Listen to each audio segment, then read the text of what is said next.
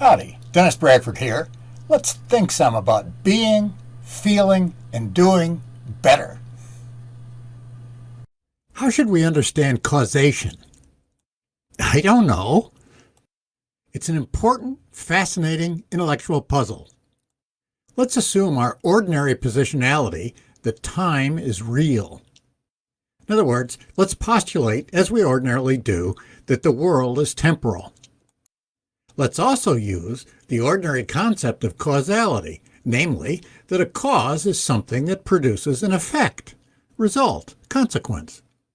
In the Western philosophic tradition, many of its greatest thinkers, including Plato, Aristotle, and Aquinas, accepted the causal principle. The causal principle is the idea that everything has a cause. Lucretius stated, ex nihilo nihil fit. Nothing comes from nothing. In other words, if you start with nothing, you end with nothing. The causal principle is the axiom that something cannot come from nothing. That seems like common sense, doesn't it? If you don't think so, try giving a counterexample. Try baking a cake with no ingredients. If you start with nothing, you'll end with nothing. René Descartes, 1596 to 1650, was a brilliant mathematician and so good as a scientist that he developed his own physics.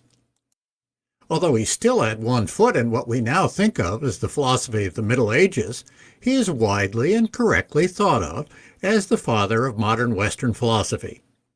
He turned philosophy into a new direction. He was a pathbreaker. He accepted the causal principle and interpreted it in a specific way. He thought that a cause must have as much reality as its effect. What does this mean? Suppose that X causes Y. Let the small letters X and Y denote individuals.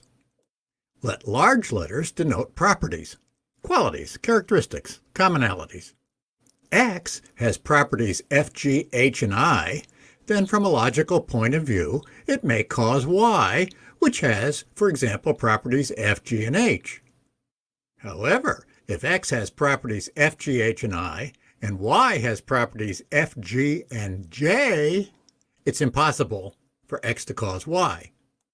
The reason is that Y, which has property J, would be supposed to be caused by X, which lacks property J.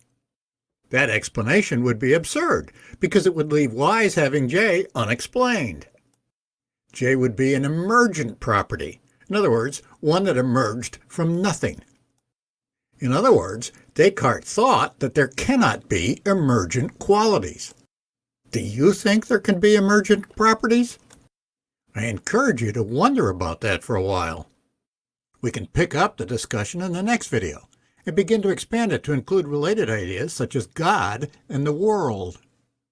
Live well